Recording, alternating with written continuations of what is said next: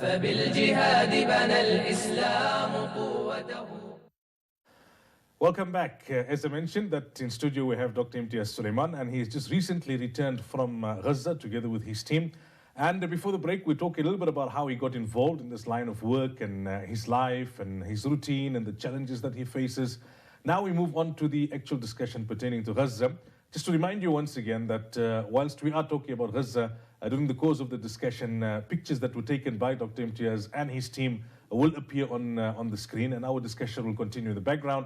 And a little later on in the program, we will open up the lines and you can communicate directly with Dr. Imtiaz. Any questions on your mind, any comments, any suggestions, I'm sure Doc will be glad to hear from you. This Ramadan was a very difficult one for Muslims across the globe, because hardly had we got started with this great month, the spiritual month, and the bombardment started in Gaza. And there was a lot of pain and there was a lot of anguish in the hearts and minds of Muslims across the globe. I suppose almost from the onset, you might have started thinking already about your trip to Gaza and how you're going to put together a team and how you're going to assist, because this had happened previously. I had to look at different factors.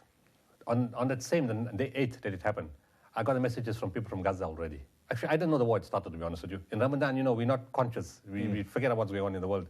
And I got messages that woke me up just after 1 a.m. And they said, you know what, the war has started and the bombs have started. Now, you don't always jump in a hurry in a war, because sometimes it stops after 3 or 4 days. And sometimes they 8 or 9 days. You don't prepare a massive effort and something the time the war is over. And you think, okay, they'll fight for a few days, they'll stop, and like what happened in 2012. It was only 8 days and it was over. So you don't run, but you start preparing. What we did do, of course, is within 12 hours of the bombing starting, we said urgently, whilst we can get stuff, buy it, because they will need medical supplies, because the bombing was quite intense. And so I sent people, I've got teams inside Gaza, people I work with, because we're there from 2009. We've worked from there, we've done a lot of work from the 2009 war. And so I said, look, I'm sending you money, please get stuff. So immediately they bought medical supplies. I said, whatever you can get, take it to Al-Shifa Hospital. Because when the war started, Al-Shifa Hospital was the focus that required the maximum attention. It was also Ramadan. So the next day I said, you know what, now people are going to have a difficulty for food. They may have it, or they may not lose the food now, but in any case, they're not so well off. So even if you give them a little food, what difference does it make? So we said, okay, get the food parcels and start giving them food. And that started from the first day. Whilst that was happening, parallel, my man stationed in Cairo, well, he was not in Cairo at that stage, he was in Jeddah. He said the other agencies are starting to come in from the Arab world a day or two after the bombing started, and they wanted to send medical teams. Now, because they are Palestinians from Europe, they said it's a bit easier for them to get in. The permissions are less complicated. They wanted to get in. They all came to Cairo, but they were also stuck. They couldn't get in initially because of the permit issues from Egypt to get through the borders. There were a lot of them. So I said, look, his name is Dr. Malik. He stays in South Africa for many years. He works with me. He comes to South Africa. He worked with me in 2009. He was arrested. He disappeared. We found him. We got him out. And of course, now he's got an Egyptian passport. In any case, I said, Dr. Malik, it's only fair that Arab people deal with Arab people first, because they feel a closeness to them. Let them go first. It's fine. We can wait. And at that stage also, I said, there's no rush to do anything, because he said, look, 1 or 2 trucks were going through.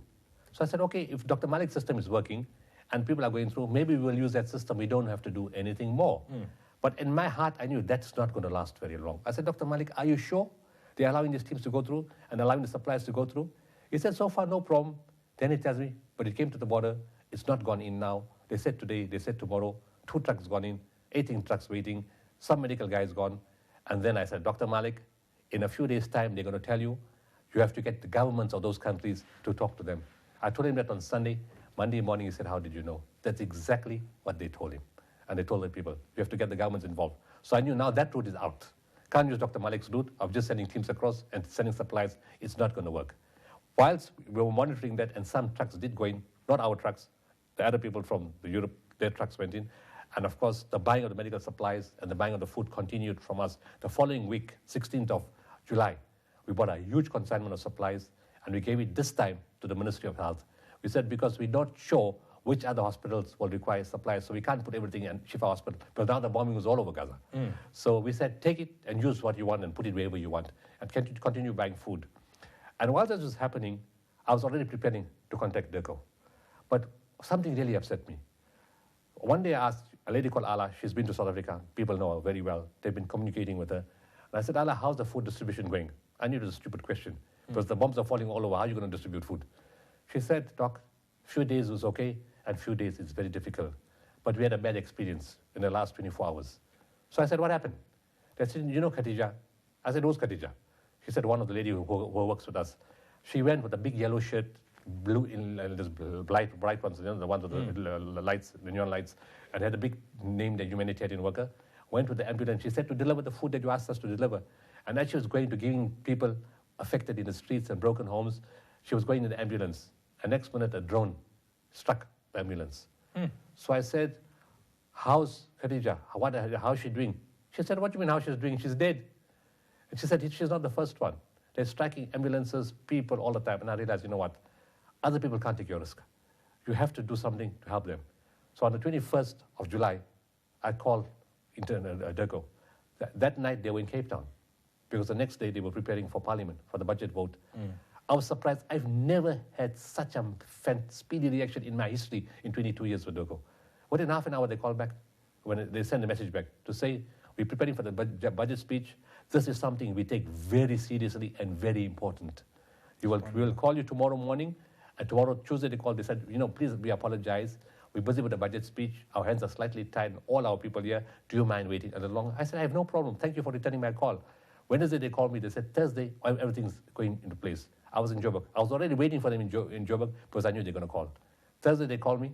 In fact, what I did on Tuesday, I went and met the Egyptian ambassador and the Palestinian ambassador to start the paperwork. They gave me the list of what's required, the Egyptian ambassador. Thursday, I still waited. I finished off Tuesday. I didn't go home. I said, I'm going to wait. They're going to call me. Thursday morning, that call came. They said, are you around? I said, yes. They said, we're calling in the Egyptian ambassador. The president is putting this as the number one priority for the country, for DERCO, that this mission to Gaza must take place. So, as you see, the relationship goes back 22 years. They called me in. They called the Egyptian ambassador in. We sat in the room, face to face, and I was very blunt, but in a decent way. But I spoke nicely to him. He spoke nicely to me. I was very warmly received, I must say, by the ambassador when I went on Tuesday. We were warmly received. We spoke nicely. We shared thoughts. He said, of course, you guys were there in 2009. We got that information on our files. We allowed you to go through and all that kind of stories. So when I told him, Mr. Ambassador, I'm being honest with you. I don't want to come to Cairo. And when I get to Rafah, I'm told my name is not on the list. I'll freak. I don't want to know that my supplies are going to get stuck at the border. I'll go insane. And I'll go crazy when that happens. He said, no, you know what? We need to sort it out. I said, sometimes I get the feeling your government in Cairo doesn't know what's happening in Rafah. He said, no, it's security issues. And I mentioned that in front of DERCO. And then he took out the paper, which he gave me on Tuesday. He gave them the paper. He said, here's all the rules. Plane comes to Fayed Airport. Ship comes to Port Said. You can't take cars except ambulance. You can't take fuel. You can't take cash money. You can't take this. You can't take that. But this you can take, that you can take. You can take media. You can take medical teams, but no non-medical teams kind of stuff. I said, fine. Then we asked any further questions. I said, will you give us full details for how the process goes? He said, put everything in writing, but we can't write it. The government has to write it. The rule is, remember, you change government to government. So they said, fine. And now the government was serious. They brought 5 guys to the meeting from different departments, North Africa, Middle East, multilateral, the chief director, second director, all came, 5 people. And he said, when he looked at that, he said, you guys are serious about this? They said, yes, we are serious about this. And they said, this organization is not only coming from government. This organization represents the whole of South Africa. 55 million people stand behind it. So remember, if something goes wrong, 55 million people are going to get very mad. They told him. And then he said, fine, he started laughing. And then he said, okay, I'll write the submission. That same day, they didn't waste time. They were so fast, and I can't tell you, the government has been really fantastic on this mission. They wrote what is called a note verbal, official note to the Egyptian embassy. We now make this note to you, telling you of our intention to send a team from South Africa, blah, blah, blah, to Gaza. And they sent a note. 25th Juma, the reply came back. One thing, they were also good. The Egyptians' acknowledgement came the same day, the next day, and they never delayed or wasted time. It came back, yes, and we need this, that, and the other. And then the following week, of course, it was time for Eid, and we lost the whole week because everything was closed in Egypt. But that's how it started off. Now, when you put together a team, what's the process? Over the years, we've developed special skills. We have what is called a core team. Core in specialties, trauma specialties, orthopedic, general surgery, vascular surgery, anesthetics, theatre nurse, support staff in terms of sometimes just GPs, sometimes we have a gynae, pediatrician, emergency medicine specialists, paramedics. But it's not just people who know this. They've got to have the right mind.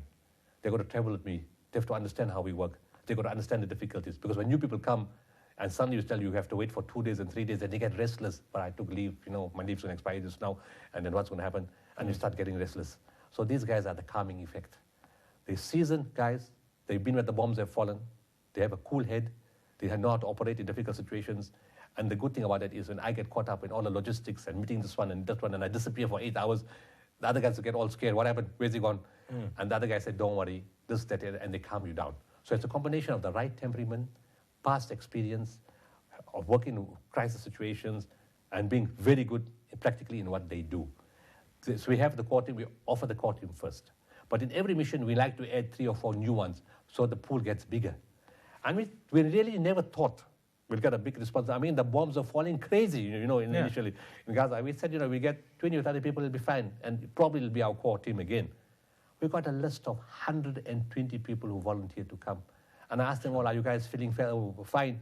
Are you guys feeling well? Do you know where we're going to? They said, yes, we know where we're going to. One guy gave me a fantastic response. He said, why you keep asking the same question? He said, my soul does not lie in the hands of Benjamin Netanyahu. My soul lies in the hand of him where all souls lie. And when that being decides where I will die, be it in Gaza or somewhere else, I will die there or somewhere else. Put me on the list. SubhanAllah, SubhanAllah. When did you depart, and what were the immediate difficulties that you faced in Egypt? Well, department took a long time. 24th July, we made the application, and the form said it takes 5 days. This 5 days took a very long time. So the question was this: was it 5 days from the date of application? From the 5 days of date of all information came in? We don't know. Any case, but to be fair to them, up till the following week, we couldn't really do anything because Eid was closed. And also the other thing, they wanted an exact list of what was going on the plane. Now you can't just think, all right, so many boxes are going to fit in the plane. You have to do weights, volume. So the day after, 2 days after Eid, I called the teams in, 30th of July. Whole team came in, the core team, and we started sitting. Okay, we'll have this orthopedic stuff, that stuff, this machine, that equipment. Let's work out the way, take an ambulance, value, volume, type of plane. I had to call in the plane expert, the guy from the private company. I said, will this plane work? Will this stuff? No, it's not going to work. We need to take that type of plane. How long will the plane take? There's a lot of logistics about plane, and stuff. And we figured it out and worked it out. Then we had to prepare the list. Then on Friday, the 30th, we sent the list to Turco. They rushed it in to the Egyptians. And they also needed the name of all the people going on the plane. I applied for 38 medical, and it was about 14 media. Gave them the list. Monday, the announcement came. Yes, we received your list, but then it was still closure for Eid, so it took some time. And then it started coming now. We need the description of the plane. Then we can't see the passports properly. We need all the things given to us again. Of course, we're not saying they were being funny. Some of them were not clear, it's true. So we made the passports again. We took original copies and handed it off to DERCO.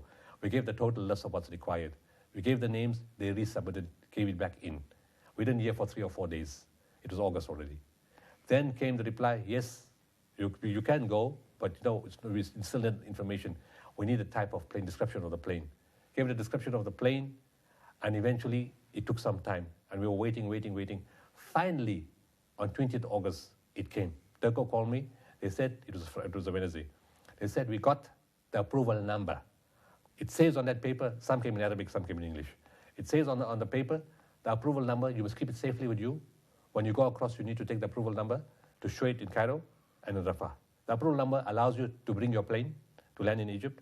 It allows you to take whatever you put in that list, the medical equipment, the ambulance, and the supplies. It allows you to take 10 personnel. It didn't say media doctors, it just says 10 personnel. You choose the 10 and resubmit those names. So on the 22nd, we resubmitted. That took a long time to try to choose people. And what made it easy? Our core coordinators stepped down. They said, you know what? The other guys will serve better than us. I take my hat off to those people. Really. They made the real sacrifice. They were itching to go, dying to go, but they said the others will serve better than us. It was a great sacrifice that they did, and they stepped down. And then, of course, we gave the names in, and then we were ready. And alhamdulillah, Allah made it such, as we stopped the list, we said, this is where we'll stop. The stuff fitted exactly to the last grain in the plane. You couldn't put one item more, and there was not one item less. The plane was full to capacity. That is from Allah. Exactly, perfectly it fitted. On Friday, we got the news, no, the plane can't go because that's a military airport and you got a civilian plane. So we said, but you never told us a civilian plane can't land in a military airport. You just said give the plane and it's a military airport. Oh, it started all over again. We have to reapply. So, but a private company said, no, we can't do that. Why do we have to do it this way? We fly all over the world. We just submit a documentation to the civil aviation in any country, and it gets done in 48 hours. What is this long process you got to do? So they submitted it. And they got the permission. The plane was already full with goods on Sunday, now waiting on the airport from Sunday morning. Sunday went away, plane is parked off there. Monday afternoon, plane is parked off there. Monday night, they got their clearance. And they said Tuesday they're going to fly. So Tuesday, when we flew, we decided to fly Tuesday also. They flew Tuesday also. As it was flying, and before we were going to leave, I get a message from them that, sorry, as we reach Egyptian airspace, we got a message to say that the landing permission has been revoked. Allah. So 45 minutes they were circling in the air. And then they landed in Khartoum, they were running out of fuel. And then Dergo went back to work, putting pressure, this, that, and the other. They were given permission to land. So they flew out again late at night. The clearing agent, everybody was informed. When they got there, the next game, the clearing agent then turned up to a plane and to empty the plane. So they're waiting for several hours. They said, what do we do now? They moved the plane to Macedonia because this plane comes from Macedonia. And like that, Maulana, the games just carried on and on and on. And then eventually we had to reapply. The teams left. And exactly what I said I don't want to hear is what I heard. On the 26th we left. On the 27th we got there. On the 27th night, Wednesday night, we said, well, early Thursday morning, 28th morning, 3 a.m. we said we're going to leave because it's a long journey. And you have to get the ferry at a certain time. If you miss that ferry, you won't make it to the border by 2 o'clock. Your day is gone. So you have to be there by 6 o'clock by the ferry. So we said we leave by 3. All the buses were arranged around 2 kumbis for the team. And we said, we're fine, we're going. At 9 o'clock, I get a call from the Egyptian ambassador. Please don't go to Ravat tomorrow. I said, for what? Why? I said, you gave me a paper. It says approval number. What did you give this approval number to me for? And you didn't give it to me. You gave it to my government. It's an official letter from your government to my government. What is this? It says, no, you know what? We need to sort things out. I said, what do you need to sort out? He said, we need 48 hours. I said, 48 hours for what? He said, for clearance. I said, it's 96 hours since we left. What clearance are you talking about? You gave me permission from Friday. What 96 hours, 48 hours you need more? No, please sort it out, don't go. I said, okay, fine, I'm not going to fight. We'll wait, we'll give them time. Thursday too, no action. Friday, the country went mad. I announced it. And the Egyptian embassy got bombarded with emails and SMSs and faxes, and people phoned and shouted and screamed. 11 o'clock that night, I got a call from him. You can go right now. Just go. You can. Everything is clear. You can go. I said, is my name at the border? Is it at every security point? He said, yes, it's there. You can go now. You got a choice. You can go now without your goods, because the goods will take time to come, or you can go with the goods, but then you have to wait a day or two. The team said, we haven't got time. The goods can come later. And even inside, they said, we need your guys' skills. Forget the goods. Just come. So they didn't sleep that night. Some slept 20 minutes, some slept 40 minutes, and some didn't sleep at all. We had to arrange the buses again. At 1 o'clock in the morning, we weren't sure we were going to get them. They came, and we left. And of course, you just can't take any bus. You need somebody who knows the Sinai, who knows the checkpoints, who knows where the dangerous areas are, where the fighting is taking place on the Egyptian side, where from the desert. And we had to make all those arrangements, and we left. That Friday night into Saturday morning, 30th of August. All those hassles that you experienced in Egypt, were you of the belief that it was intentional, it was meant to stifle the whole mission? Of course it was. I told them that before we left. I said, we won't leave the day we're supposed to leave. I said, they'll give us a problem on the plane. They'll tell us about our paperwork. I told them all this before we left. I said, they will tell us about our paperwork. They'll give us hassles at the cargo. Then they said the document is not right. We need 3 or 4 days. They'll delay the process. They'll take long across on the road. Then they'll have a problem with the checkpoints. And then when they get to Rafah, they said they need to spend 3 or 4 days here. Then they said this one has to help you, and that one will be very busy for 5 days. I said all these things they will do. When we left, I said we will not go in the day we said we are going in. And because the main people were there, they were calm. 1 or 2 new ones were there, and we had to sort of explain to them, this is what's going to happen. And they stood the ground. They were calm. Of course, they were disappointed. But we've been disappointed before. And I told them every mission starts after the first 48 hours. Never starts on the first hour. It starts after the first 48 hours, and the boss above compensates for lost time more than the 48 hours you lost. And we saw it. And you see it in every mission. And so the clearance came, and we went. The goods were still not there. And they had to make a reapplication for the plane to come. Then the plane eventually came, and it was coming that Sunday. And well, it came the Friday, and we had to leave on that Saturday. So we said, through our teams in Cairo, we will arrange the goods to go in. But there was another problem. We had American NGOs donated goods to us. They just sent it because they thought they'd get clearance in the initial phase when things were going in. So I said, put it in our name, and our government will put in a submission. And they gave it to us because we were also together in 2009 day, the same people we met. So our government put in an application. So they said it's the approval number. We assume that everything in that application means the approval number works for everything there. And again, that's there from the 22nd of July. And that goods couldn't move. Our plane couldn't come. We couldn't move, but all this, we were quite calm about it because we knew it would happen. Phase 1, we moved in on 30th of August. Alhamdulillah. The pressure from South Africa out, we moved, we went in. The plane had to come back. The following week, the plane came on Friday evening, got the permission, the clearance, landed. This time, it was offloaded. Taken and put it into the warehouse. The guy that works for them said, we're going to move it on Sunday. Sunday, he disappeared. He said he's gone to the Sinai. And that guy was delaying all the time. And I told my guy, this is not the right guy. But they said he's the only guy they're sort of recommending to use. I said, you know why? Because he can play the game with them and delay everybody. That's why they're playing using the same guy. It's obvious. I've done this before many times. Any case, a few days later, they said, no, this American stuff can go. The clearance came because the embassy wrote another letter, put more pressure. Our government kept on putting pressure. They said it can go. The stuff left. We were happy. We thought within 2 or 3 days the stuff will come. Go to the border? No. We haven't got intelligence clearance for the goods to cross the border. So I said, then why did you leave the airport in the first place? Went to the other side? No. Day 1, day 2, day 3, day 4, messing around. Again, government had to put pressure. And finally, yesterday, on Wednesday night, I spoke in Ravat Masjid, and I went for the jugular. I sent the Egyptian ambassador a message. I said, tonight I'm going for you people. I'm warning you in advance. And I spoke everything that happened and what was going on and the games they're playing. And Thursday afternoon, I even told him, I'm informing the president, I'm informing Durko. Our embassy has tried very patiently. We've been very cooperative. We've tried in every way, but you guys are not playing the game. And why are you doing this? Women and children are suffering on the other side. What is the reason for stopping this? You are Muslim. These are women and children on the other side. What they got to do? Why should you harm them in this way? Thursday, we just got a message. Dr. Malik sends me a message. The stuff has gone through. Subhanallah. So yesterday afternoon, alhamdulillah, the first lot has gone through. I suppose the irony is not lost. A non-Muslim government here in South Africa leaving no stone unturned to assist the people of Gaza, and the Egyptian Muslim government leaving no stone unturned in stifling the whole process. You know what really made me angry, Molana? I said, okay, I know they got politics between them and the two groups don't like each other. I mean, that happens everywhere in the world. So you allow a little bit of leeway. You have to allow a little bit of leeway. You can't be angry about everything because maybe they had a bad experience with something we don't know. Give them the benefit of the doubt. But this one guy kept on telling me, send a thank you letter, be nice to them. I said, I don't believe in being nice. I'm a Muslim. If I'm talking to somebody who understands the Quran, there's a point where I stop. Because you cannot stupid. You know what the Quran says. We're talking from the same religion. I said, why must I send a letter? My stuff has not even gone through. I'll send a letter when my stuff is gone through. I said, I won't send a letter when the plane lands. And I said exactly the things I said. When my plane lands, first I want to see my plane landing. Then I want to see my plane being offloaded. Then I want to see the goods move from the runway into the cargo hold. Then I want to see it go from the cargo hold into the truck. Then I want to see the truck move. Then I want to see it get to the ferry. I want to see it get to the other side. I want to see it pass all the checkpoints. I want to see it get to Rafah. And I want to see it cross into Rafah, onto Gaza. The day that happens, I will send the thank you letter. And every place, there was stoppage all the way. Exactly where, as I said, we have obstruction. That's what happened in every way. I said, I can't send thank you letter. And then I was speaking to another guy.